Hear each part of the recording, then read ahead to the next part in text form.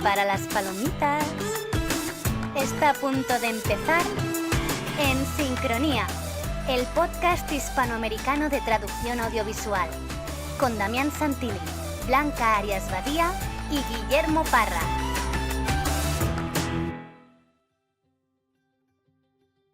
Les damos la bienvenida al episodio número 41 de En Sincronía, el primer podcast de traducción audiovisual del mundo. Soy Damián Santilli y estoy sincronizado desde Buenos Aires, Argentina, con Blanca Arias Badía en Barcelona y Guillermo Parra en Menorca. Hola, Blanca.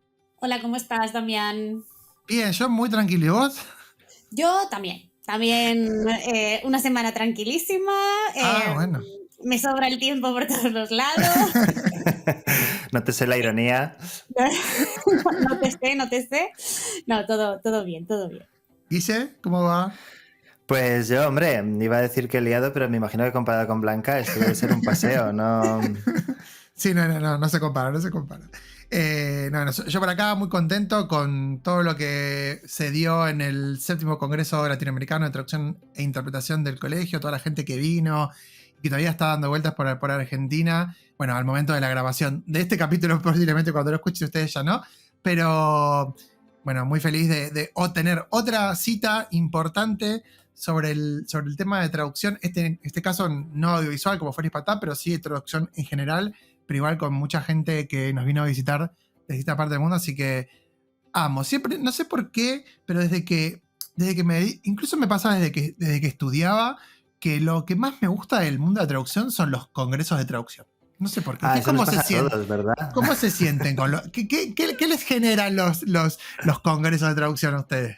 Muy buen rollo. A ver, especialmente el ISPATAP, ¿no? Ahora se tendría que ir a Claro. las multitudes aplaudiendo. Pero sí, ahora se divide en dos. Congreso de traducción y el ISPATAP. Perfecto, eso es clarísimo. Exacto.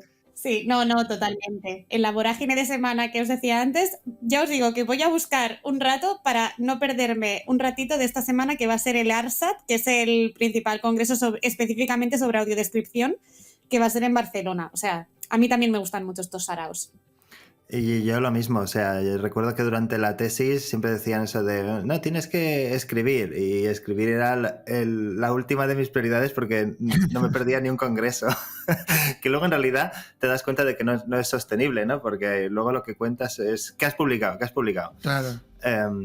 Pero desde luego lo más interesante y sobre todo si no quieres pasarte el día leyendo artículos y demás, vas allí y te pones al día de todo. Sí, aparte en 40 minutos decís, a ver, esta persona de que su tema... al final no era tan interesante, mejor no leo su trabajo.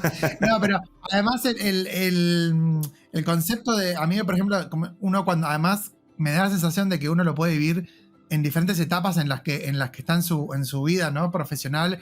Mi primer congreso era cuando yo tenía 20 años y estaba en segundo de la carrera y lo disfruté tanto como lo estoy disfrutando ahora los otros congresos, o sea que también es como que con el ISPATAP, bueno, uno aprovecha más a charlar con la gente y todo, pero incluso cuando sos un estudiante que está ahí, que no conoce a nadie lo conoce, pero estás cerca de profesionales, de académicos, de gente famosa, qué sé yo, tiene su gustito de salir de la cueva también. Y por cierto, ahora que hablamos de congresos, debo decir también que en los próximos días En Sincronía también estará en el ENETI, en Salamanca. Muy bien En Sincronía. O sea que estén atentos. Una cosa de locos. Bueno, antes de contarles de qué va el episodio de hoy, tenemos que mencionar a nuestro patrocinador, a Una, que es la mejor herramienta en línea para trabajar con subtítulos, con mucho más que subtítulos, no solamente con subtítulos, con todo lo que incluye al mundo de la traducción audiovisual. Pero puntualmente en el caso de subtítulos, en su suite tenemos programas para crear, traducir, revisar, transcribir, convertir, codificar y pegar y comparar subtítulos. También tenemos una aplicación de audiodescripción que es súper nueva y que está ahí funcionando. Tiene una interfaz web muy intuitiva, es fácil de usar, nos permite trabajar como profesionales de la manera más sencilla. Además, podemos optar por distintos métodos de licencias, desde una semana hasta un año. Y en la página web tenemos también el programa educativo de Una, de Pool, que es la base de datos de profesionales que se encuentran en las empresas y sus subtituladores. Y no está en la página web, pero están ahí ellos detrás del proceso también del AVT Pro Certification o la AVT Pro Certification, que es el tema principal de nuestro programa de hoy. Pueden ingresar en una.net para probar el software gratis durante 4 semanas, mejorar su productividad y empezar a trabajar como profesionales hoy mismo. Y bueno, ya hice el spoiler, hoy vamos a recibir a Serenella Massidda, que es una de las investigadoras que está principalmente enfocada en este proyecto que se llama AVT Pro Certification. Vamos a aprender en el episodio de hoy todo lo que implica esta certificación en subtitulado que está por salir y que tiene objetivos muy grandes de cambios dentro del mercado de la traducción. Serenella es profesora asociada de traducción audiovisual en la Roehampton University y es también investigadora honoraria del University College of London. Publicó muchísimo sobre traducción audiovisual y es autora de un libro y muchos artículos sobre subtitulado y traducción audiovisual. Trabajó, como nos va a contar también en el episodio de hoy, mucho con fansubbing, que es un tema que siempre está ahí muy interesante. Y también ejerce como traductora y subtituladora profesional y participa en muchas organizaciones dentro de la industria y enseña traducción audiovisual en una maestría en la Roehampton University, que es donde da clases en Londres. Así que Serena nos va a contar absolutamente todo lo que tenemos para que saber sobre esta nueva certificación que se viene. Nueva certificación, primera certificación también, no solamente nueva. Muy importante recalcar que es la primera vez que en subtitulado vamos a tener este tipo de certificaciones, así que vamos a ver cómo les va, pero primero lo van a escuchar primero acá en Sincronía de qué trata la cosa. Entrevista en inglés para que lleguemos a un mundo mucho más amplio, un mundo ideal. Y bueno, además de la primera parte de la entrevista, vamos a tener, como siempre, las secciones. Hoy les toca a Guille y a Blanca, después de la primera parte de la entrevista. Y vamos a comenzar con los subtítulos con carácter. Guille, contanos de qué vamos a aprender hoy. Sí, no, antes que nada quería decir que eso que has dicho de un mundo ideal me ha hecho pensar en un musical. Ahora mismo no sé si Blanca me puede echar una mano. ¿A qué musical te suena? ¿A ti te suena? Un mundo ideal. Aladdin, como que. Ah, claro, Aladdin, vale. Y digo, según lo estaba diciendo, digo. Yo no sabía si lo estaba diciendo de verdad o de mentira. Yo también. Estaba igual, digo, ay, no pillo la broma. Lo digo en serio. Pues sí, yo en mi sección voy a hablar de John Wick, la cuarta película de John Wick. Ya se ve de qué pie cojeo, gran cine, súper innovador, súper poco violento. Pero bueno, realmente voy a hablar de este tema porque cuando fui la semana pasada a ver la película al cine, me gustó y demás, pero me llamó mucho la atención el tema de los subtítulos creativos, que son una constante desde la primera película. Sí. Sí. Cómo estos subtítulos que son tan llamativos y demás, pues cómo llegan luego cuando la película pasa a consumirse en casa, bajo demanda. Porque no siempre llega como uno se esperaría, ¿no? Hay plataformas donde esos subtítulos desaparecen, otras en las que sí están pero no acaban de funcionar. Bueno, yo voy a reflexionar un poco sobre cómo se puede hacer esta transición, sobre cómo se está haciendo en el caso de John Wick y de alguna película similar. Y nada, oye, a ver si me escuchan y cogen ideas. Blanca, ¿qué tenemos hoy para los minutos divulgativos? Pues justamente, como os he dicho que voy a ir al ARSAD porque no puedo contenerme de ir al ARSAD, voy a contaros un poquito lo que se cuece ahora en audiodescripción, en investigación. Y allí va a haber muchas personas que han pasado por el podcast, de hecho, así que no puedo prometer de momento, pero haré todo lo posible porque manden saluditos. Así que, a ver si lo consigo. Bueno, muy bien. Y sin mucha más introducción, vamos a comenzar, como ya es costumbre, con la primera parte de la entrevista y luego las secciones, la segunda parte, y nos volvemos a encontrar para despedir el episodio. Vamos allá. So we are here now with Serenella. Hi, Sere, how are you? Hi, Damian. How are you? Fine, thank you. So Blanca is not here, so it's only Guillermo and me, and we're going to be dealing with this topic mainly, which is the certification that you're working in with other people. But first, in this show, we always like to ask the people we interview to talk about their beginnings and also if they want to share what they're doing right now, so people all around the world might know you a little bit more. So let's start there, Sere. Can you please tell us how you started in the world of audiovisual translation and what are you doing right now? Okay, so right now I'm in London and I am in this really bad rainy day with a cup of coffee and very comfy and excited to be on your show. Okay, so something about me. I studied languages at uni. North American, English, Spanish, Latin American literature and philology. You know, the evolution of Latin into Romance languages and also Gothic into German languages. Weird stuff, very weird stuff. I was very much into literatura hispanoamericana. That sounds so good. I was reading a lot of Julio Cortázar and Alejo Carpentier and Roberto Bolaños. Those were my heroes at the time. But I wanted something else, truly, and I wanted to become an interpreter, which makes me laugh so much. Why is that? Because you know what they say, that life is what happens when you're busy making other things. Yeah, it's true. Yeah, it happens. So at the time I was, a freelance translator, which helps to pay my bills. And one day, randomly, a friend of a friend, he called me and asked me to translate a book. And this book was Paulo Freire, Che Guevara, and the Pedagogy of Revolution. And that was it. Like, bam. I enjoyed it so much that I decided to do a master in translation. So I got this European scholarship. It was called Master and Back. And I moved to the UK to study in a master in scientific and medical translation with translation technology at Imperial College. At Imperial College, okay. I was going to ask that, yes. It was 2008. And that was my second degree.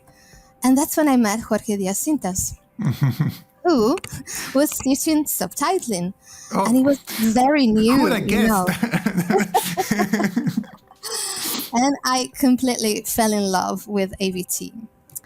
So I remember that for my dissertation, I was considering working on fan subbing. And I will talk about this in a bit. But Jorge said that it was more a topic for, for a PhD. And I said, okay. And I picked something else. I think I worked on a BBC documentary on quantum physics, something like that. But it was a good advice, I think, because, 2009, the credit crunch hit the UK. Very bad timing to work in AVT. So I moved back to Italy. Oh, so actually went back to Italy at some point. Yes, okay. yes. Yeah. After promising myself not to study ever again, 3 months later, I was starting a PhD. Oh, that was fast. That was fast. But there was a good reason for it, because there was a scholarship attached to it. And it was random again. It wasn't planned at all. And I thought to myself, so I have 3 years and they're paying me to read and write and think, and I can research and write about fan subbing. Deal. And that's why I did it. Getting paid to read and to think, that sounds good. That sounds good. It sounds great. The writing part, not so much, but... Well, it felt good at the time. So just to explain a little bit what fan subbing is. Fan subbing is a word made up of 2 words, fan and subbing, meaning fans producing fan subtitles, not official subtitles, for other fans. And it was blooming at the time because, it was created in the 80s for Japanese anime mainly. But in the new millennium, we saw all these groups, blooming in Europe, especially in those countries, dubbing countries, where dubbing was the only mode of transfer. And so it was, in Italy, in France, Germany, and Spain. It was very exciting. So back to my PhD. In Argentina as well, we actually have a very well-known team called Argentine. Oh yeah. We do have the fan subbing is a quite interesting topic, because I just recently learned that it's more alive than ever with anime, because with Guille telling me that in some of these websites you can now directly download what the official subtitles and all that. Yes. I thought that, okay, the fan subbers are getting lazy and they don't want to do anything else. But actually there's still lots and lots of content that doesn't get published in official these streaming companies. So I think it's a great topic to discuss later on. Well, maybe we need another episode. Yeah, probably. Yeah. Sorry about that. Yeah.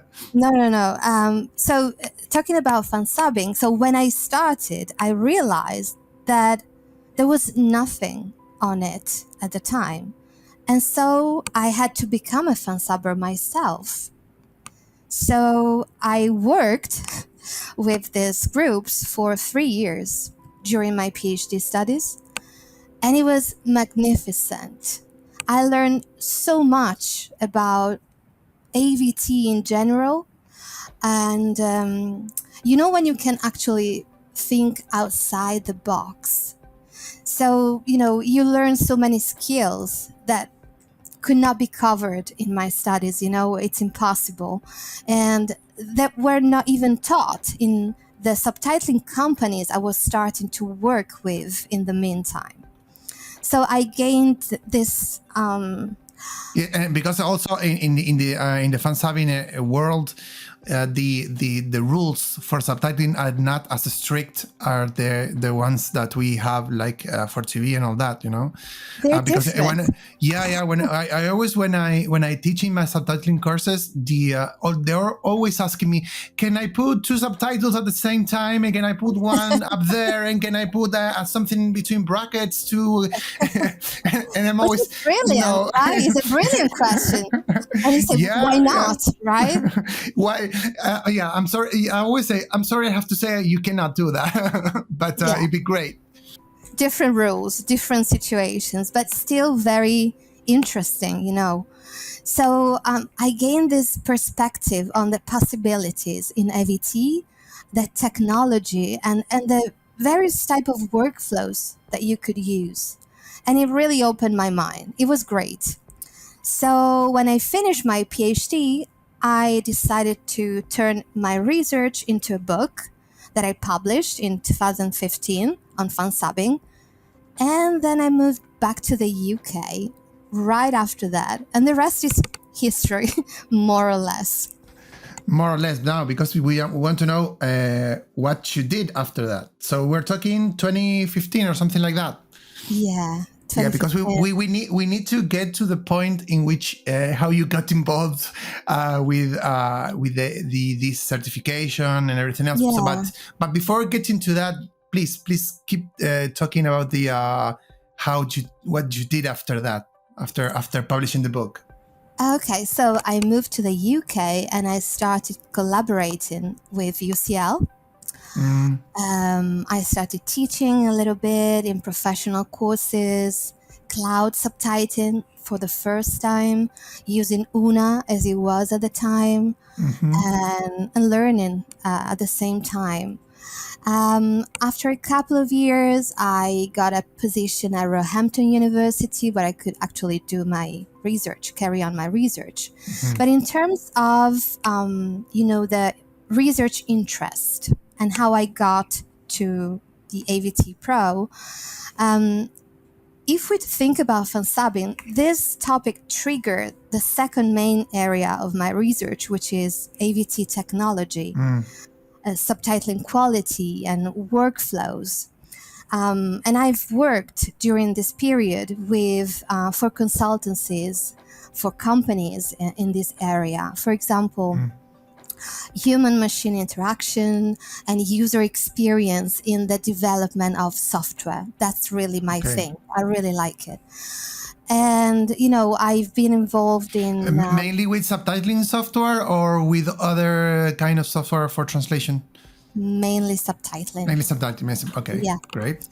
And so recently, for example, I completed a research called iSub, in which we experimented with 3 types of subtitling workflows. One, which was traditional, with a subtitling editor like Una, for example. The second one, which was semi-automated with automatic speech recognition, using Caption Hub to create a master template. And one fully automated using ASR, machine translation. We used MateSub and, fully automated and very much post-edited. And which one do you think was the most efficient? That's my question to you. The first one, obviously. Okay, you say the first one, and Guillermo? We're not talking about quality, we're talking about efficiency. And efficiency. I'm sure the more things you automate, the more efficient you are. But I would have to see I would have to evaluate the quality of the results, that's for sure. But I would think the third one. It's tough. It's really tough. And we had no idea ourselves. In the end, the most efficient, meaning with a good quality and a good, turnaround time, was the second one.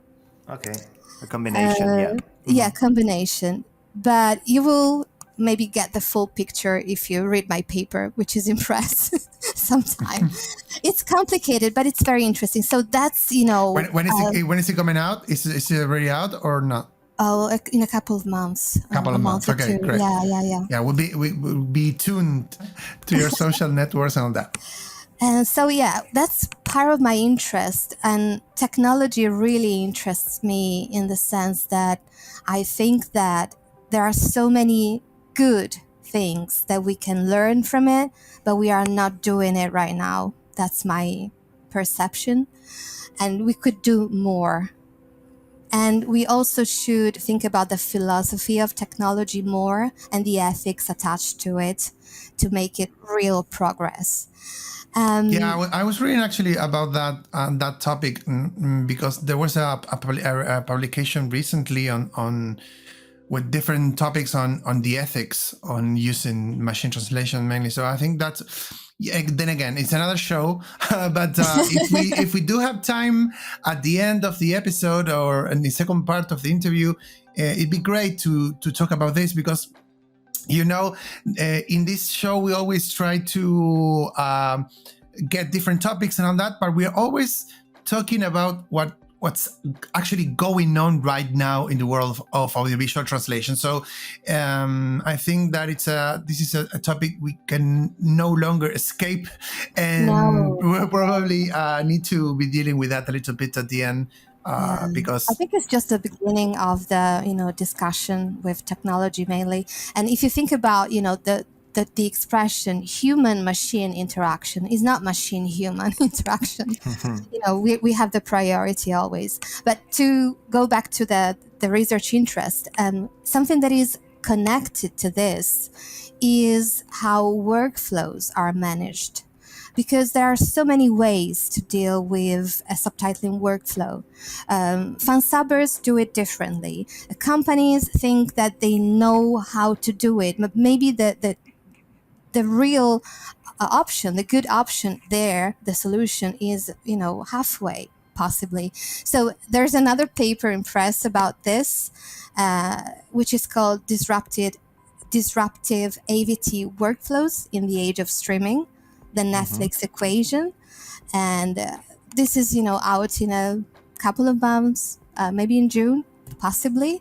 And it's about how subtitling workflows are dealt with in the streaming era. So, this lots really... to be learned at this moment. It always amazes me how in this area of, it always happens with all professions, but it always amazes me in this area how you are constantly learning new things because everything is always changing, you know. I've been working in this for 15 years. It's a long time, but if I think back how I started in 2007, and I think that things changed like 3 times during the whole, but I mean completely changed, you know. Yeah, I you better started do 15 your years ago, homework. and but when I started, we did some shows that people had to still go get the physical thing, and I didn't start it that long ago. It's not the 90s, but things changed a lot in that. Okay. DVD was a thing back then. Yeah, a huge thing, yes, but still. Yeah, people had to.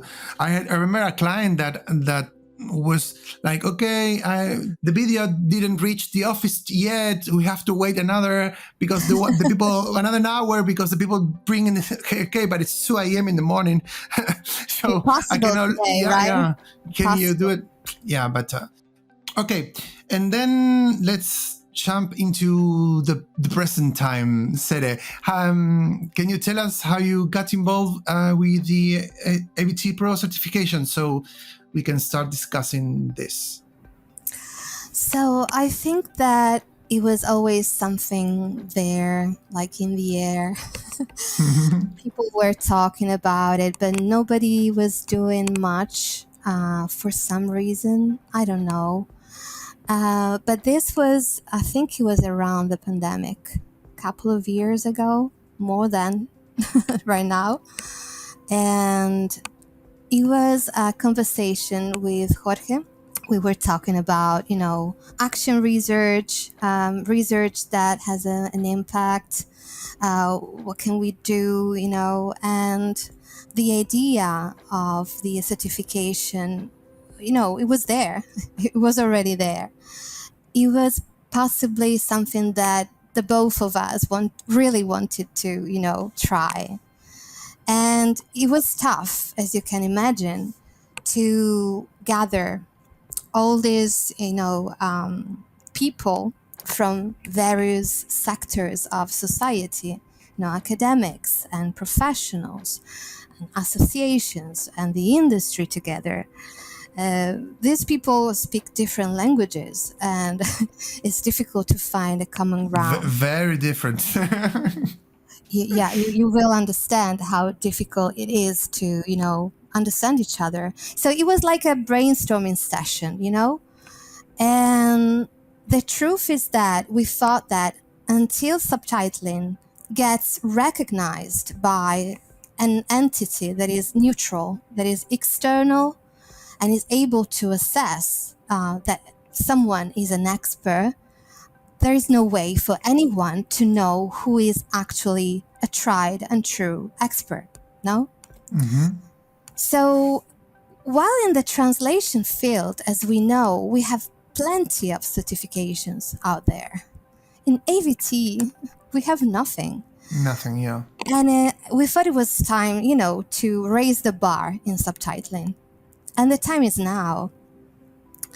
I think that this state of things is really, really affecting not only professionals right now, but LSPs as well, language service providers. To the point that, you know, that the talent crunch is making the headlines right now. And it's real, and it's complex, and it needs a solution real quick, I'd say. Do you think it's real? Actually, there's much debate on the talent crunch. I do have my opinion, but it's complicated. You know? Yeah, let's say that for now, I will stop to that. But I just want to say that my impression is that the people in the industry are looking in the wrong direction right now. We were talking about technology. It's like technology and automation is the way. Machine translation and post-editing and open AI, they are really cool, but they are just tools, not the answer to the problem. And it's like focusing, you know, on the symptoms, not on the root cause of the problem. And we thought that the AVT Pro certification, which is developed with the support of many LSPs right now, that believed in this vision as the real cure for the industry, was the solution, actually. Mm-hmm. Great. So that was the main concept. Great. So why do you think that needed by, because I see on the website that most of the people supporting are LSPs, and so, but can you tell us also, so we can get clear for the audience, who is also behind this project? Not only, you and Jorge are not coming from LSPs, obviously, but besides LSPs, who's involved in this project? So when we started discussing the idea, we invited academics, we invited professionals, just to see, to taste the temperature, what was the feeling about a certification, what was their idea of a certification, how they felt. We had many meetings with these people where we really created some content together. Professionals were involved from the very, very beginning, and we had great feedback from them. We actually created the structure of the test together. So it wasn't just me or Jorge, it was a joint effort of everyone involved. Mm-hmm. And this is really important because it separates the AVT Pro from other, experiments that came before, completely changes everything. Namely Hermes. Yes, definitely. We can talk a little bit about that maybe afterwards. Yeah. If you want. But I think we can introduce that now, because since it's something that came prior, and I think that to this day people have no idea, because some people still believe that wasn't a test, that it was just something that Netflix hiring directly people or something like that. So if you want, since it's not that far away in time, I think it's 2018, right? We can say that this is like one of the things that came before. Mm-hmm. And for people who doesn't know what that was, yes. Can you tell us? So the Netflix Hermes was, I think, a great shot at creating a system for, able to single out the best professionals out there. Mm-hmm. It was marketed this way. It was a call for the best subtitlers around the world.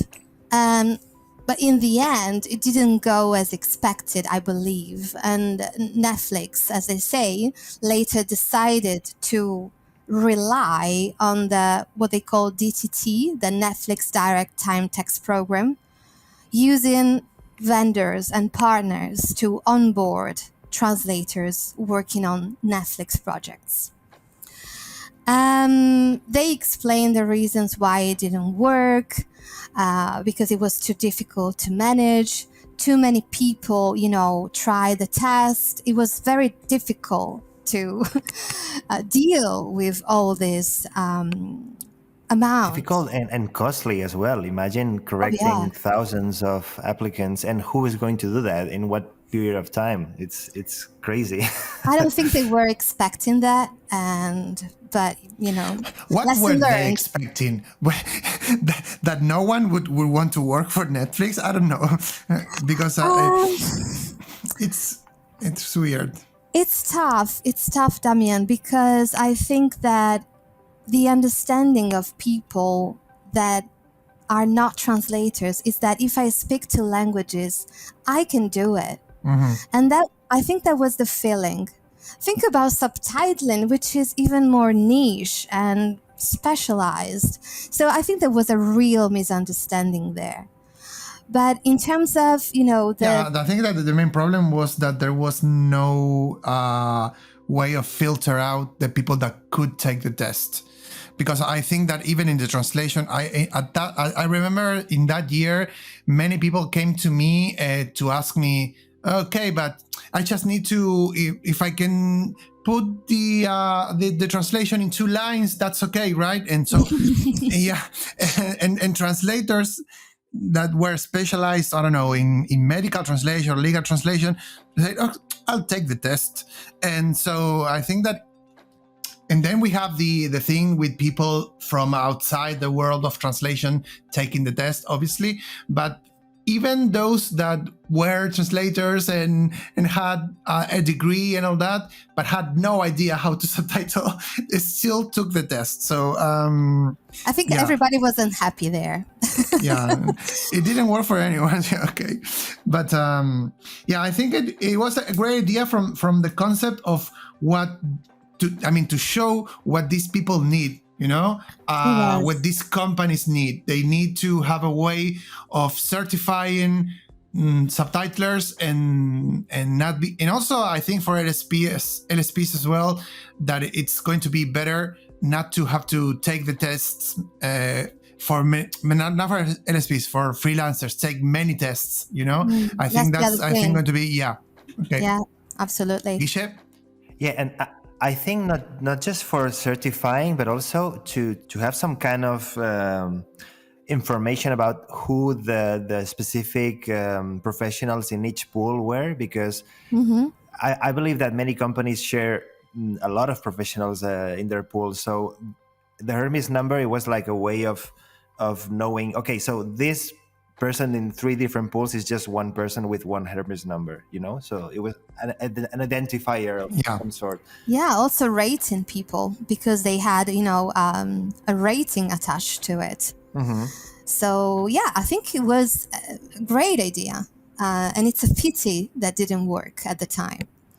I mean, I still have mine. I'm waiting for them to to contact me through my Hermes number, but no, I don't think it'll happen. But to go back to the AVT Pro, I think that the main difference is that Hermes was created by a company for a company. The AVT Pro is a certification and is a joint effort of professionals, academics, and is financially supported by companies. It's neutral and is spendable by professionals with no strings attached to a company, which is what we want. Yeah, I think that the companies mostly are the ones financing the project. Yes, they are. Yes. Okay. By companies, you mean LSPs, or also because UNA is involved as well? I think they are providing the platform, right? But I don't know if they're also involved. If they are involved in the development of the platform and also financially. The platform for the great. Yeah, because you need to. Well, we'll discuss this now. So. For in particular, but before going through the certification itself, let's talk about the this concept that that you mentioned during the conference at Languages in the Media. This concept of subtitlers matter,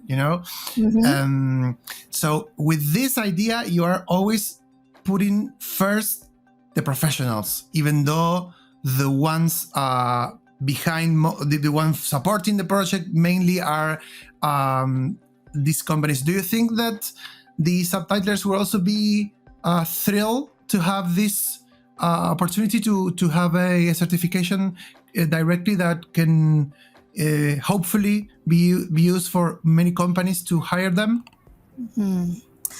I think that if you think about how one goes from the beginnings of their career to, from learning to mastership in subtitling. Okay, so let's say that I want to become a subtitler tomorrow.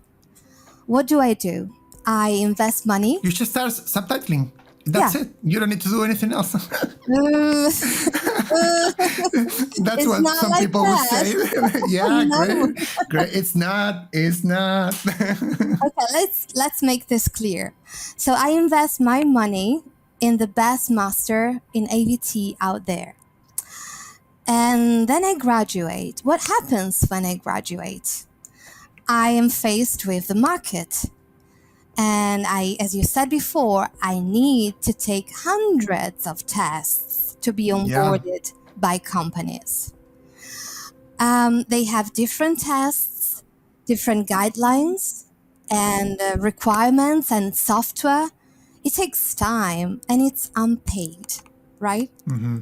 Yes. And also, are these tests that I'm taking good enough to draw the line between me, that I am good, and the bad ones?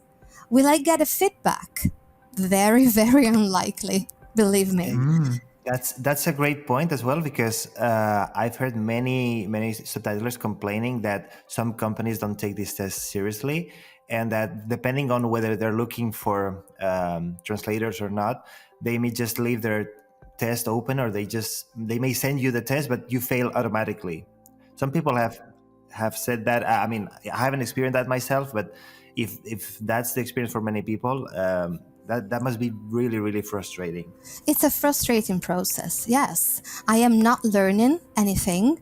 I'm not learning from my mistakes. I'm just started. I need help. I need support somehow. And I find myself lost in this process.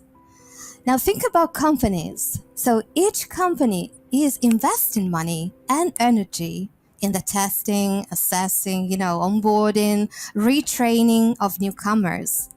And still ask them, they are very unsure if they are hiring the good ones. So the system in place is not sustainable anymore. It's not working. And, we know that subtitling is a highly specialized profession that requires a unique set of skills. That's why you need, to study before just throwing yourself to a company.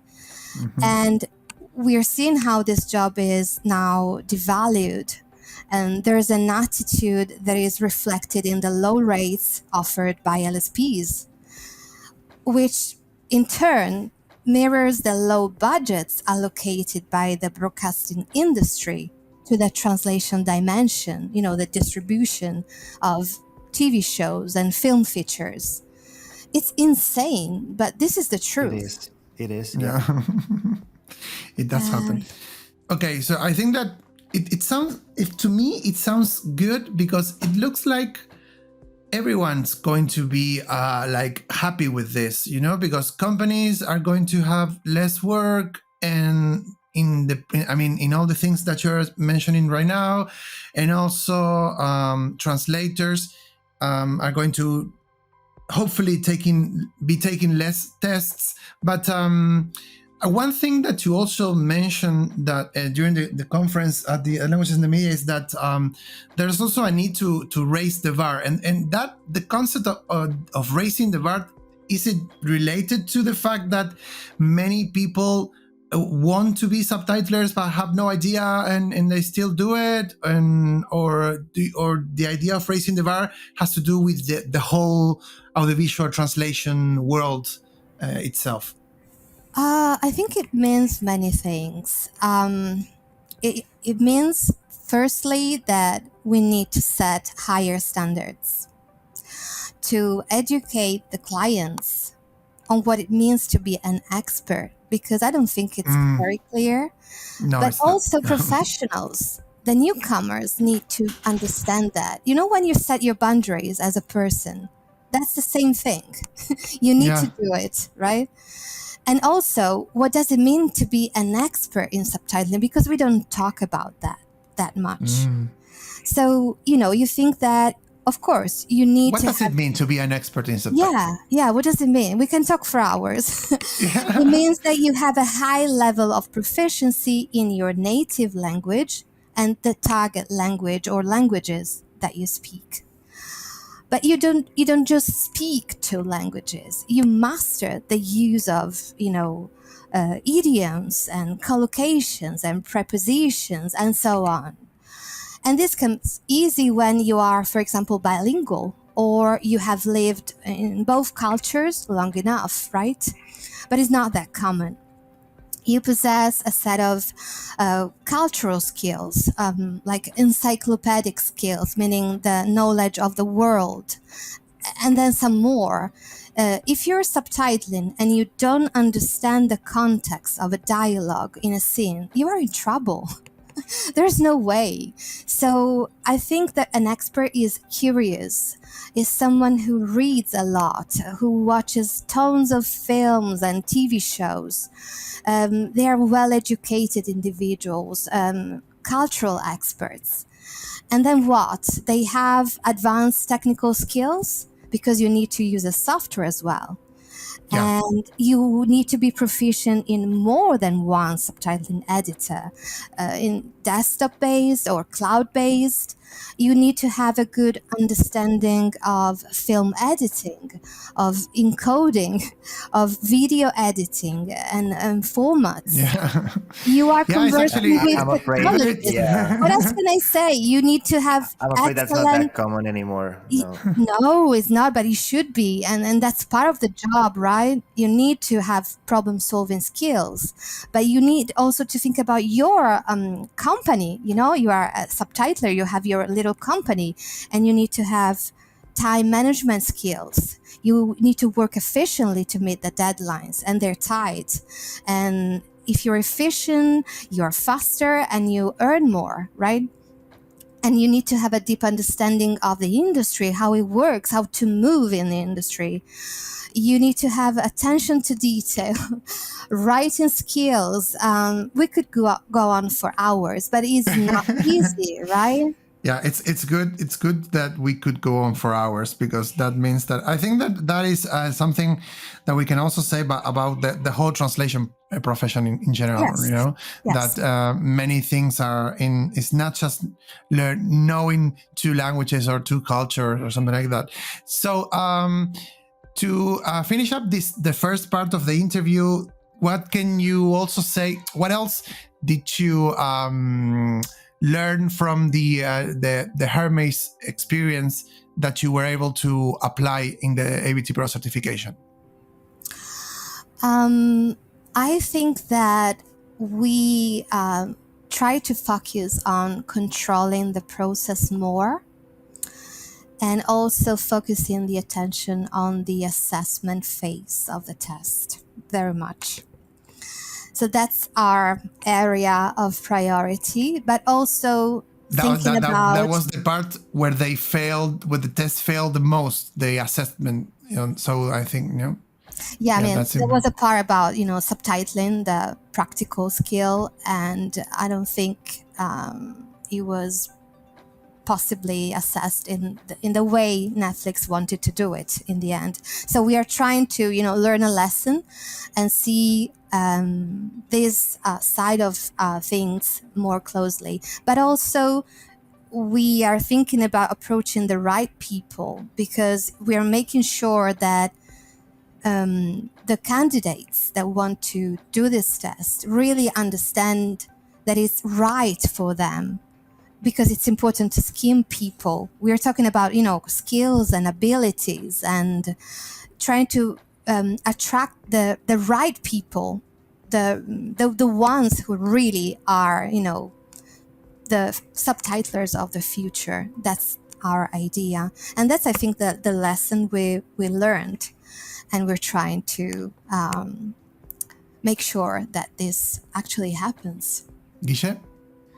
Yeah, and I think it's also key to have a barrier of entry that, like, I'm sure you've established for the test, at least if it's just charging people for taking the test, which is also something that some translators may complain about, but I think that's one of the biggest difference in comparison to the Hermes test, that because it was free, anybody, like regardless of their skill level or of their interest in their actual interest in subtitling, everybody would take the test.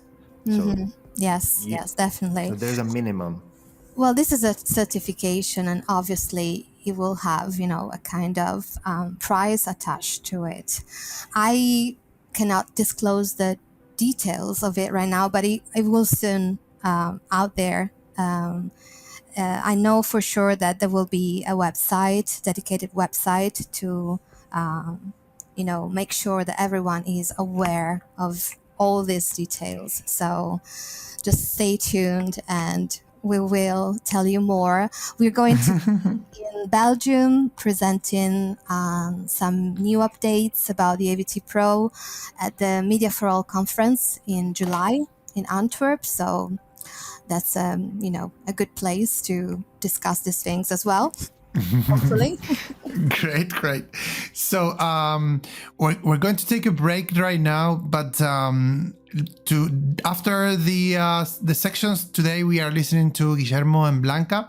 After the Subtítulos con carácter and Minutos divulgativos, we'll dig deep in the test itself, Sere, and talk about how the test is going to be. Just bear with us like 5 minutes, 6 minutes, and we'll be back shortly with Sere.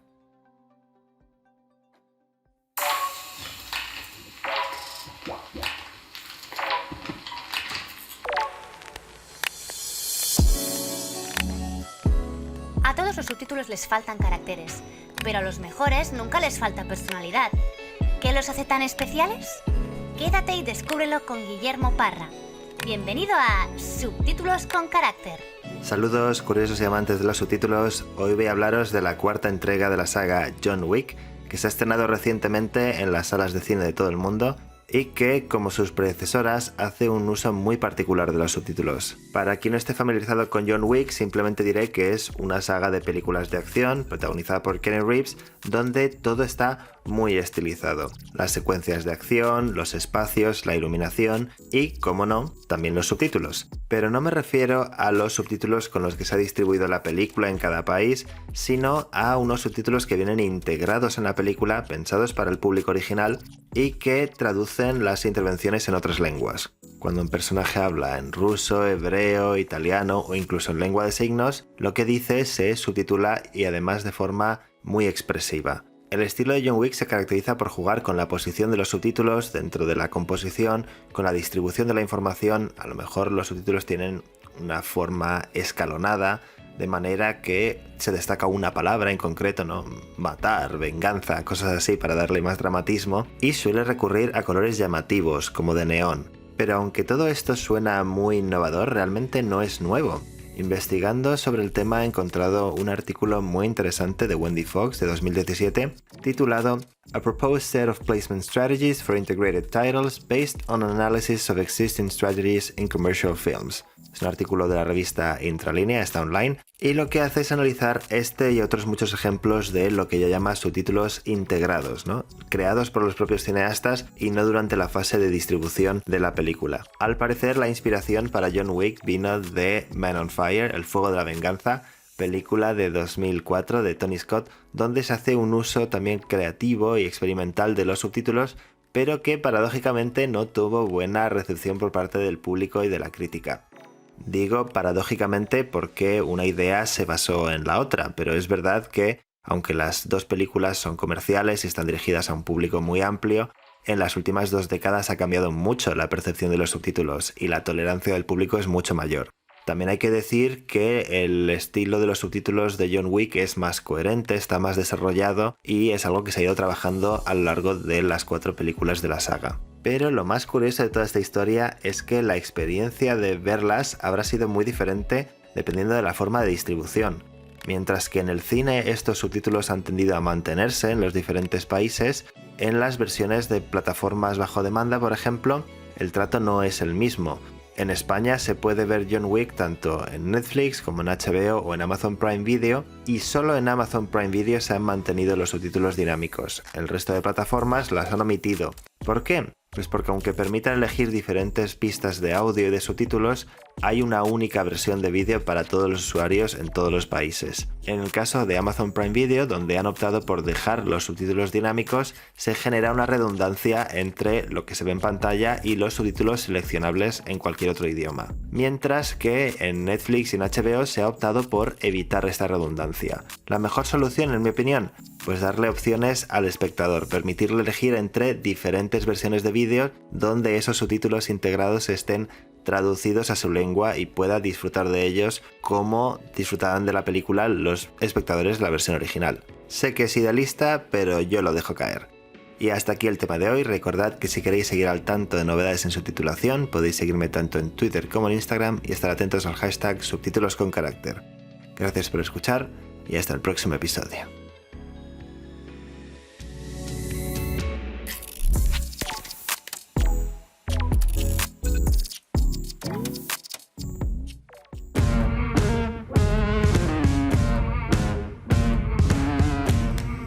En este podcast no nos gusta que la investigación sobre traducción audiovisual y accesibilidad se quede guardada en un cajón. Empiezan los minutos divulgativos con Blanca Arias Badía.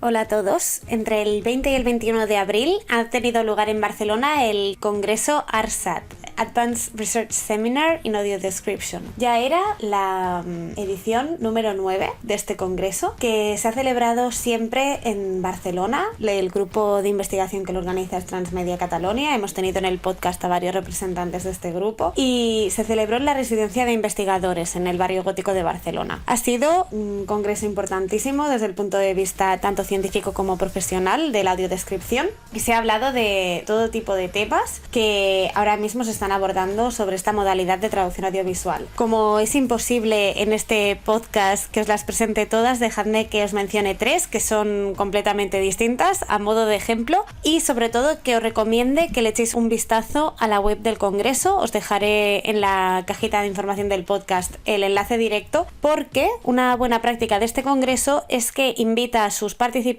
a poner en acceso abierto a disposición de todo el público las diapositivas que han usado los ponentes durante el Congreso. Así que si no habéis podido estar aquí pero os interesa la audiodescripción y queréis saber de qué se ha estado hablando, es cierto que no es lo mismo que ir, pero tenéis acceso a este material de forma gratuita. Así que, aparte de poneros eso disponible, os comento 3 ejemplos de tipos de investigaciones que se están haciendo. Una a cargo de Irene Hermosa y Nina Revies. Estas 2 investigadoras que hemos tenido en el podcast están explorando si los podcasts de teatro pueden servir también como un servicio de accesibilidad para las personas ciegas y con baja visión, un servicio de accesibilidad que tendría algunos puntos en común con las audiointroducciones tradicionales que han acompañado a las audiodescripciones en el caso del teatro. Otro ejemplo de investigación interesantísimo es el que presentó la investigadora italiana Laura Marra, que justamente ha depositado su tesis en la Universidad de Salento. Ha hecho un estudio de corpus en el que ha comparado audiodescripciones en español con audiodescripciones en italiano y se ha centrado en el caso de las emociones. Ella quiere saber cómo se audiodescriben las emociones de los personajes que aparecen en la pantalla, y en su metodología utiliza nociones tanto de la psicología como de la lingüística de corpus para llegar a conclusiones sobre, por ejemplo, cuál de las 2 lenguas parece describir esa realidad audiovisual con una intención más o menos objetiva o más o menos subjetiva. La conclusión es que las audiodescripciones en español parecen más objetivas, o parece que pretenden ser más objetivas que las que están en italiano. Por último, os comento otro estudio interesantísimo que se ha presentado, que fue a cargo de 2 investigadoras de la Universidad de Murcia, Marina Ramos y Puri Meseguer. Estas investigadoras tomaron una muestra de 109 participantes que eran estudiantes de último año de traducción e interpretación para ver cómo influye la ideología a la hora de audiodescribir. Les pidieron que audiodescribieran 14 imágenes en las que aparecían cuestiones relacionadas con la discapacidad, con la diversidad sexual, con la violencia sexual,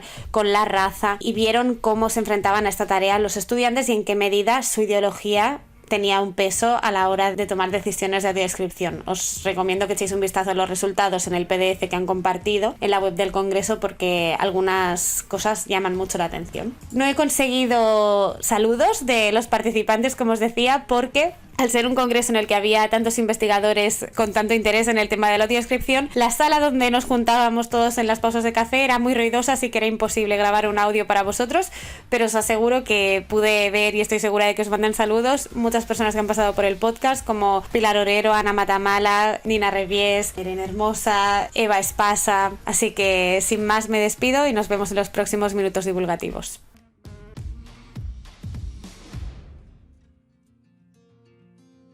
So we're back with the second part of the interview with Sere, and let's talk about right now the certification itself. There are 2 tests, one for subtitling from template and another one for subtitling spotting. Can you tell us what are the tasks that you need to complete to get your certification, and how are those? Sure. So the AVT Pro certification is made up of 6 tasks. It's the first international certification in subtitling, and it's an initiative led by academics with the support of the industry. The first task is called Theory of Subtitling, and it's meant to evaluate your knowledge of the theory and practice of subtitling. The second task is called Knowledge of English, and this evaluates your knowledge of the English grammar, vocabulary, use of language, idioms, and so on. The third task is called Knowledge of Translation, and it evaluates your expertise in translating from English into your target language.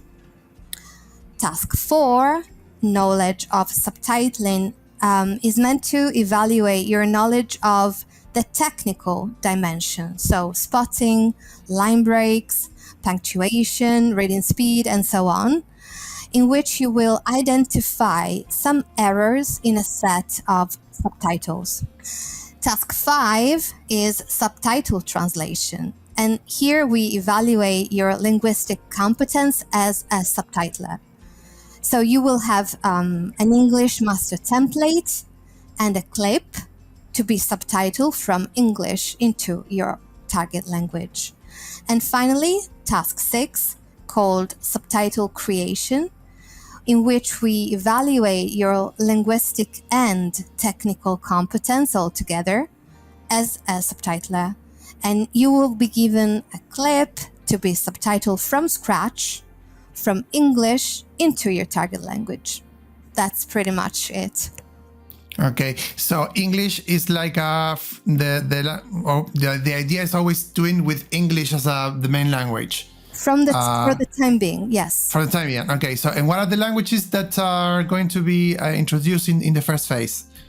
So we are working right now with what we call the FIGS group, which means French, Italian, German, and Spanish. Spanish, Spain for the moment. Yes. Oh, that's so sad. No. But wait for it. We have already ideas on additional languages, of course. Okay. Because we're not stopping here. So, for instance, Brazilian Portuguese, Chinese, Latin American Spanish, and we can talk about the varieties there. Yeah. Turkish, and many others. And basically what the market needs right now, where productions are going. Think about Korean, no? And who is not watching Squid Game or The Extraordinary Attorney Woo, which is my favorite?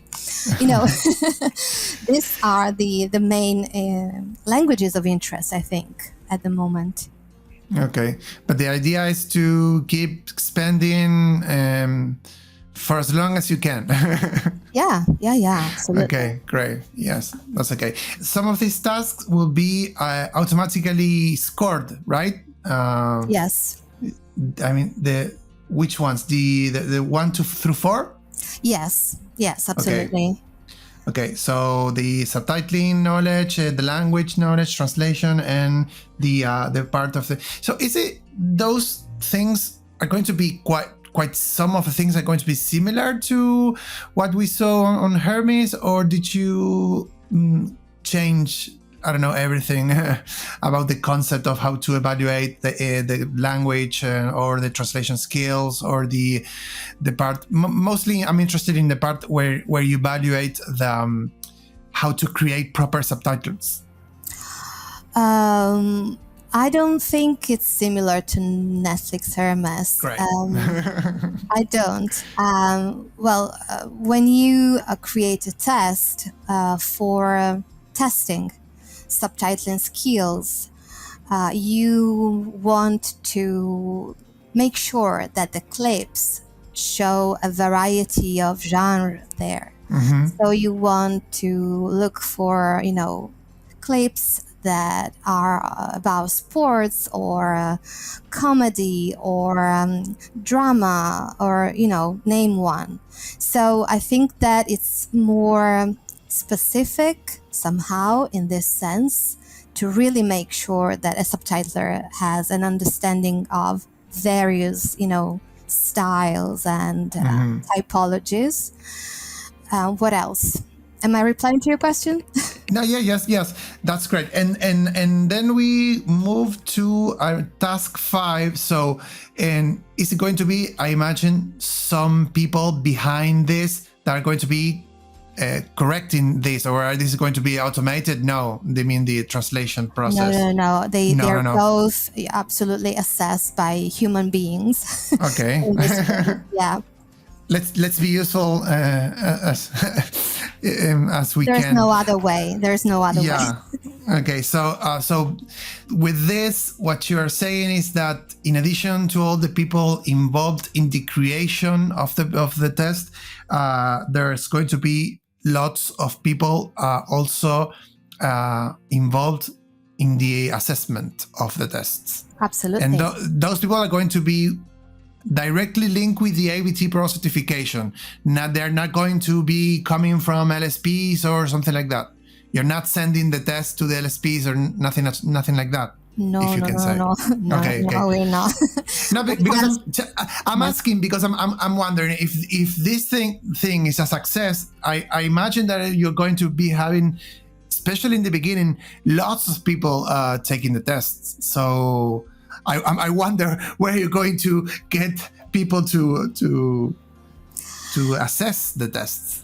We are certainly selecting the people assessing the test. And so it will be, people really suited for the task. That's for sure. At the moment, we have professionals working on the creation of tasks as we speak. So these people are working within these language pairs, and they are creating guidelines. Trying to get the examples and all that. Yes, absolutely. So it's very much done by professionals throughout. Yes. Okay, so great. So a human evaluation at the end. Obviously, we're not going to know who evaluated us, so we're not going to be able to complain with anyone in particular. So and why is it that you decided to include the templating as well as something to be evaluated? In those conversations that we had with professionals and the industry, we tried to see and hear the needs of everyone, right? Yeah. So as you know, many companies, big companies, work with templates in their workflows because it's easier to manage, multilingual projects. And so for them, it really made sense to have a task that was devoted to this specifically. And we tried, to make everybody happy. And so we had that part, but we also had a fully fledged certification for professionals that, felt instead the need to be able to have a full understanding of the subtitling process. So professionals who hate templates like me, yes. And I'm not the only one. Well, I'm a professional as well, so I can tell you my experience. I worked from templates sometimes, it happened. But in the years, my company really started to trust me. And so they allowed me to, tweak. So they unlocked it for you. Yeah, that's the idea. That's the goal. Well, when I was working, which is some time ago, and but there was this kind of trust, and I think it should be there, this kind of trust, because if you know that your professionals are good, you say, okay, they know it, I should go with that. That's the idea, I think. So it might just be if you, instead of taking the test for just subtitling from template, you also take the test or only take the test for subtitling and spotting. That might actually mean for these companies that you are to be trusted in the modification of the templates and the changes. So they might unlock it for you because they know that you can Absolutely. manage. And we don't know what's going to happen in the future, because if this becomes the standard that a subtitler knows how to spot and translate at the same time, maybe something will change in the workflows. Who knows? I'm really hopeful. I mean, yeah, we should be open to everything, and also I guess that even people taking the tests will also be sharing their views, giving you feedback on what, and maybe that's something that can be changed. So okay, so this is clear. So how can one prepare to take this test? It's a good question, because before you were talking about how do you skim people, what kind of prerequisites you need for what's ideal for someone, to take the test. So what's desirable? Yeah. If I think about that, ideally, you are someone who has a certification in English, at least. Level C1, C2 of the European Framework of Reference. You have, I don't know, a Cambridge or an IELTS or a TOEFL, one of those. You need to be conversant with subtitling, right? Have some work experience in subtitling, or you have attended a course. Okay. That's a good point. That's a good point, because I'm also thinking about, because you're talking about a language certification, but I'm also thinking, of course, because here in Argentina, mostly we are all certified translators. We do have a degree as well as in Spain mostly, and I know it's not the case for many other countries. That's why you are saying what you're saying about the level of English. But I think that you mentioned something that it's key. So if you are a translator, you do have a degree on translation, that's not enough to take a test like this. You need to have experience on some kind of subtitling. experience. It's not a test to, because I'm asking because I'm always, I don't know why, but I'm always comparing this test with the one from the ATA. And I'm always comparing it because, the American Translators Association, the test that it doesn't matter if you do have 20 degrees on translation, you still have to take the test to be certified by them. So, and we always had this thing here in Argentina that is, we understand that in the States, most translators do not have a degree, but here in Argentina, we do have to study for 5 years to get a degree on translation. Why do we need to take a test? And many people would take the test after getting a degree, but that is something that you cannot do with this. Yeah. Because you need to experience in on the field. So at least not for now, the university is not preparing you to be a subtitler. So, or dubbing expert. We don't have the time to do that. We have very few hours to say all we can and do all we can, but it's not enough. It's really up to you afterwards to try and find a way there are so many ways you can get some experience in subtitling. TED Talks, one thing that comes to mind. But, other organizations, NGOs, you can help people. There are so many ways you can do it. Or you have, attended a professional course. You have a master in audiovisual translation, of course. You have a grasp of the theory and also the practicalities of the subtitling process, right? So you are really into it already. You're not just, an outsider. Okay. So there are many ways to reach the point in which you can actually take the test. But I think, probably if you do have a degree in translation and then a master's in audiovisual translation, even if you haven't worked yet, you could probably still take the test. But I don't know if probably with the subtitling from template, because if you're doing spotting, that you need actually more specific practice, training. Yes. More practice with the software as well. So for this part, for the creation of templates, you're using Una, right? We are basically hosted on a website for that. Okay. Yeah, that's the development part of it.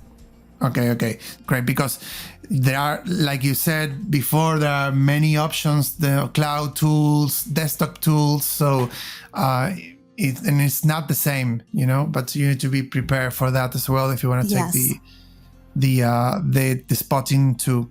Okay, great. Anything else that you can share about the test itself of how it's going to be? I'm interested mostly in the translation part. So you said you're going to be having videos of different genre. I insist. I'm always thinking about the ATA certification. They do have even specific courses to prepare people to take the test. That's a great idea. But I think that in this case, it's not going to be yet something that is going to be available, or are you thinking about that as well? I think we're open to all sorts of very good initiatives like that. Maybe it doesn't have to be within the AVT Pro. It could be external organizations or companies doing that.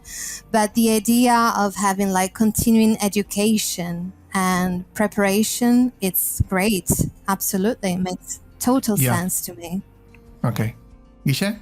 And also you must have your specific guidelines for each language that you're certificating, right? Yes, absolutely. And instructions. So they'll have to familiarize themselves with those guidelines before taking the test. Yeah, absolutely. Yes. So it's also a great opportunity for people teaching subtitling out there for this. Okay, great. One thing that I wonder, looking at the presentation that you made and all that, is that there are some big players missing from this initiative. What do you think that could probably mean that those companies are not going to take the certification as valid, or they are not yet, but they might be involved in the future? I think that at the moment we have some major players back in the project. If you look at the LSPs, we have boutique companies, but also multinational companies. Which is, kind of weird if you think that they have something in common and that they have, this vision together. Because, it's very different for them, the kind of approach to the industry. I think that, in this term, in involving many people, the AVT Pro is a marathon, it's not a race, okay? And we need to find the right companies, the right LSPs, the ones who trust this process and believe in this vision and how it is beneficial to them, So we are actually in conversation with several LSPs at the moment, to feel the temperature and see how they feel and find a common ground. Some LSPs has just joined us very recently, and some others are in the process of doing it. Okay. And I'm sure many more will be part of the AVT Pro, especially once the test is launched officially, which is going to be very soon. But this is really coming soon. I think it's the initial stage, It's still a baby somehow. Okay, yes. If you think that we presented the AVT Pro for the first time in Berlin last November at the Languages and the Media Conference, it's like yesterday, kind of. Yeah. So yeah, I think that I would say it's not a baby yet. no, really, it's about to to be there. Yeah, it's about to be born. Okay. So I know that Okay. some more people will be joining us. I'm pretty sure. Okay. Yes, because what I wondered was, okay, you take the test, you pay whatever it is that you have to pay. You already said at the conference that it's not going to be that expensive. So I think it's going to. I think it's necessary to charge this, because otherwise, how would you pay the people evaluating the test? But I think that probably the companies are going to be looking at this with close scrutiny, and then if they see that it works, probably all companies will be taking this and say, okay, do you want to work for us? Do you need to get this certification? So I think that is going to be beneficial for everyone. And I wanted to know because you come from the academia now, so you do have professional experience and all this, but you are also an academic. So what's the opinion of the academia with these tests? So I need to leave my professional side. Yes, take your professional codes and out and let's talk with the other city. I think that there is a lot of interest at the moment, because I see colleagues focusing more on subtitling competencies right now and skills, which is very under-researched, by the way, because we have a lot on translation, but really, really just a little on it. So there is a lot of interest right now. And for example, my PhD student, Linda Lapini, is about to complete her PhD, and she's focusing on competence in interlingual subtitling, and she's looking at the alignment of professional training and academic training, in the industry and academia, to see, if they are actually aligned or not, and what are the gaps and what can be done. So you see that it's becoming quite trendy and interesting to see, this connection right now. And it's been a while. It's not like yesterday that academia has tried, to find some kind of conversation with the industry. And we are in a very interesting moment where... Not so much the other way, well, I think. some of them are interested because they see, the good side of it, how everyone can win, as you said. It's a win-win situation if we work together, which seems easy, but it's not easy, to make sure that this happens. So I think that the academia is interested in the certification, and I think somebody is just waiting to see what happens. As much as I to write a paper about it. Yes, why not? Yes. Okay, great. And so how can one get involved and help this project grow? I mean, I imagine that some companies might be listening to us, professionals mostly too, and academia as well. So is there a way that people can get in touch with the AVT Pro certification group to help grow the project? Well, it's very welcome. I mean, feedback on whatever we're doing, and suggestions and recommendations from people are interesting. We, normally in real life, we talk to people. We have people coming to us asking and looking at things from a different perspective that makes you think and inspires you. I think that this project is very much about this.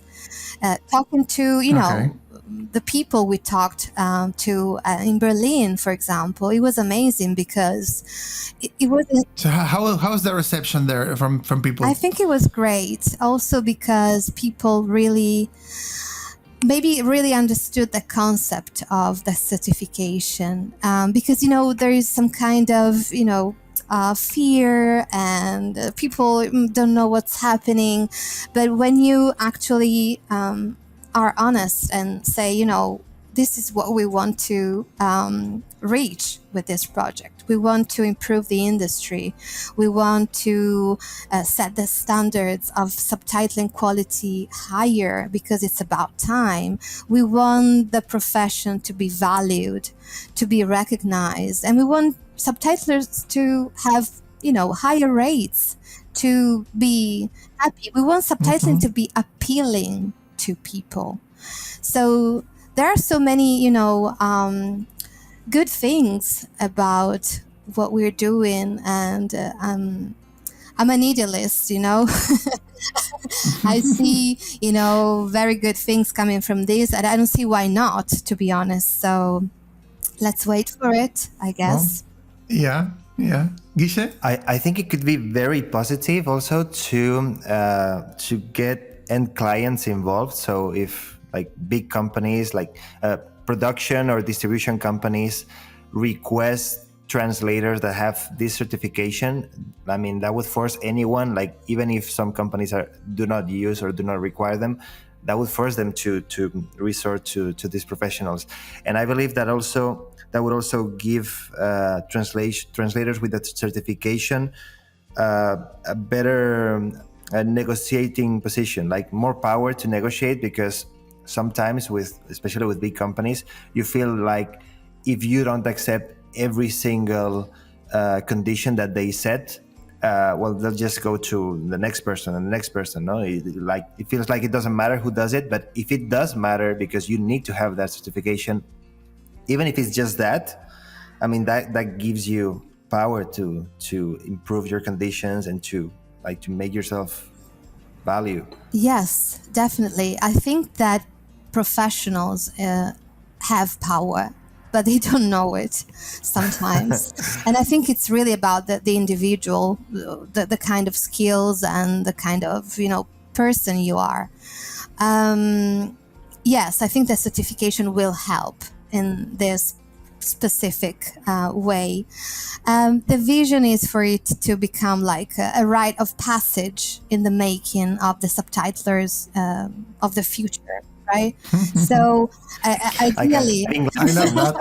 Yeah. You first get it and then you learn how to drive. Yeah, I mean, but in the sense that what you were saying, it's a future where only certified professionals will be hired. And this will push the quality of subtitling to the highest standard ever reached. So, it's a future where... That would be amazing. That would be... it feels like an utopia for me right now, but I hope it's not. It's if you have to dream big. That's what I think.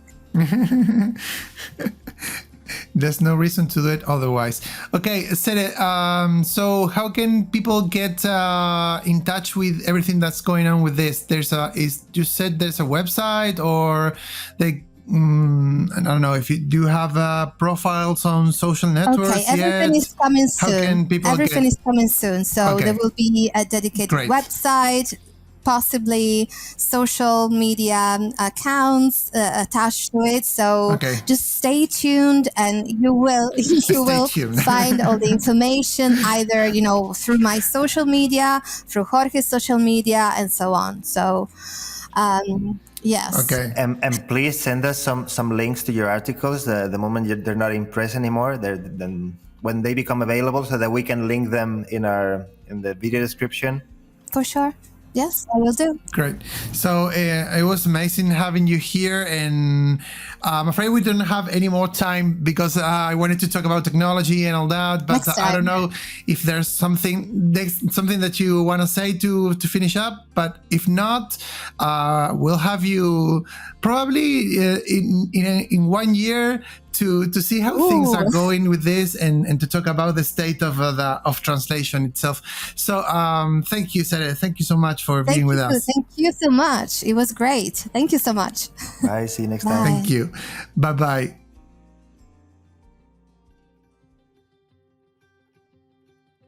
Muy bien, y hasta aquí llegamos con la entrevista a Serenella. ¿Qué te pareció, Guille?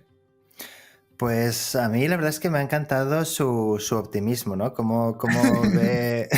y debo decirlo que es contagioso, que espero realmente que sus predicciones se cumplan y que realmente pues haya esta evolución para bien y la certificación tenga este impacto tan positivo que todos los implicados queremos que tenga en el sector. También me ha gustado mucho, bueno, cuando hablaba de Action Research, ¿no? Que ahora mismo no sé cómo se diría en español, pero... Se llama investigación-acción, tal cual. Vale, investigación-acción. Más fácil imposible. Pues me gusta, claro, sí, igual que ciencia ficción. Pues me gusta esta tendencia porque, bueno, por muy seguidor y fan que sea de Thury, de Patrick, de Holmes y demás, y del descriptivismo, pues es verdad que este tipo de investigación más directamente relacionada con la práctica, con la aplicación, es útil y muy necesaria ahora mismo, ¿no? Entonces, este tipo de proyectos pueden contribuir no solo a describir las cosas, sino también a cambiarlas. Yo la verdad que a mí, más allá del optimismo, me pareció fantástico, pero yo lo que más destaco de este proyecto y de la entrevista en particular es el proyecto en sí, ¿no? La concepción del proyecto en sí, que surja con el apoyo de organizaciones tan importantes, que estén atrás algunas de las personas más relevantes dentro del mundo de la traducción audiovisual.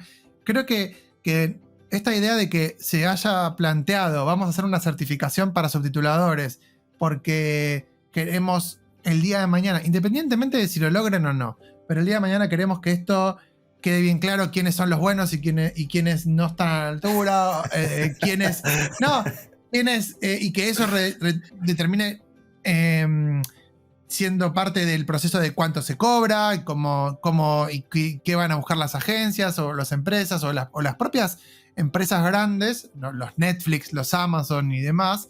Me parece muy bueno. Y creo que también es muy interesante la manera en la que simplificaría, vamos a decirlo así, porque no sabemos todavía si va a funcionar o no, pero todos los procesos. Porque creo que pocas veces se ven proyectos en donde benefician o podrían llegar a beneficiar a ambas partes, ¿no? Porque uno como traductor independiente, no tener que hacer pruebas de traducción cada vez que lo contestan de una empresa está muy bien. Y bueno, y obviamente a la empresa eso económicamente le reditúa muchísimo, ¿no? Pero creo que también es importante para los subtituladores y para las empresas también, y eso no se ve con mucha frecuencia. Así que esa parte me interesa. Y luego además que no se la cuelen al cliente final, ¿no? Porque llegan empresas estas multinacionales enormes que dicen tenemos 20 años de experiencia, pero luego resulta que todos los traductores o subtituladores que hacen los trabajos para el cliente, ninguno de ellos está certificado, ¿no? Claro. Pues eso ya te dice algo de que te están vendiendo algo que no es, ¿no? No, y es un modelo que se puede llegar a imponer y que, por ejemplo, en el caso de Estados Unidos con la ATA funciona perfectamente. Hay muchas organizaciones del Estado, empresas y demás que no toman traductores que no estén certificados por la ATA. Entonces, bueno, vamos a ver si este tipo de cosas a futuro no va a ser en el corto plazo, pero bueno, dentro de este contexto a veces apocalíptico en el que vivimos en el mundo de la traducción, creo que este tipo de iniciativas es como que dicen, mirá, todo el mundo está hablando de estas cuestiones apocalípticas de nuestra profesión, pero mientras esa gente habla de eso, surgen estos proyectos y tienen todo este apoyo y está toda esta gente detrás. Así que si hacemos inversión en eso, no creo que lo hagamos porque que las grandes empresas crean que la traducción va a desaparecer en 2 años, como se lee por ahí en las redes sociales apocalípticas. Así que bueno. Bueno, muy bien. Blanca, vos tenías algo para contarnos hoy, sí, en este cierre de episodio. Una cosa para contar, ¿vale? Tenemos que decirle a nuestro público que es triste pedir, pero más triste robar, ¿vale? y nosotros os pedimos una cosita, ¿vale? Ahora ya os hemos ofrecido el episodio 41. Nosotros estamos súper contentos de haber llegado hasta aquí. Y justamente coincide este momento de nuestra vida con que se ha convocado la segunda edición de los premios Archiletras de la Lengua. Estos premios, que no tienen ninguna dotación económica, o sea, no os estamos pidiendo nada lucrativo para nosotros, es solamente el reconocimiento. Bueno, tienen distintas categorías y funcionan por candidaturas que puede hacer la propia persona que se presente al premio o cualquier otra persona interesada. Entonces, como ustedes que están escuchando en este momento. Como ustedes, precisamente. Entonces, os querríamos pedir vuestra colaboración. Si a alguien le gusta el podcast y tiene 2 minutos para invertir, que es lo que se tarda, para la categoría, nosotros consideramos de divulgación, pero la que vosotros consideréis, pues para que el podcast tenga un poco de, bueno, que haya un poco de ruido sobre el podcast y tenga alguna opción. Así que nada, si creéis que podemos optar a este premio, estaremos súper agradecidos si nos proponéis. O mejor dicho, si queréis otros 40 episodios de En Sincronía, ya estáis votando. ¿Amenazamos? Me gustó el concepto de si te gusta el programa, que ya estamos en la hora 40 de episodio, así que si el que está escuchando esto, sí, evidentemente le gusta lo que hacemos, ¿no? Así que si vos estás del otro lado escuchándonos en este momento, ya sabes, ¿cómo los encuentran? Blanca, ¿qué tienen que hacer? ¿Buscan así archiletras en Google y ya está? Sí, poniendo archiletras.com ya iréis a la web general y entonces hay un apartado que es de los premios, pero bueno, desde la web archiletras.com enseguida sale la pestaña Premios Archiletras y no tiene pérdida, ¿eh? Desde ahí ya se puede presentar la candidatura. ¿Y hasta cuándo tienen tiempo para entrar ahí? Primera semana de mayo, me parece, pero lo importante, Damián, es que lo hagan ya. No les demos margen.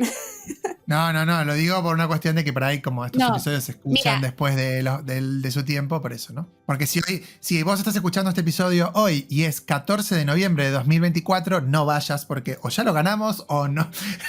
O bueno, nos puede nominar a la siguiente edición. No lo ganamos, nomínanos que se agenden que para el próximo. Pues mira, Damián, pueden presentar la candidatura hasta el 3 de mayo de este año, del 2023. Así que si escucháis el episodio más tarde, pues no hace falta, no robamos tiempo, a no ser que nos queráis votar para la siguiente. En ese caso, sí. Muy bien, muy bien. Pero aprovecho también para mencionar que en el episodio anterior les pedimos a los oyentes que participaran un poco en Spotify. Sí, lo sé, no, pero en este caso voy a agradecerles que ya lo han hecho algunos.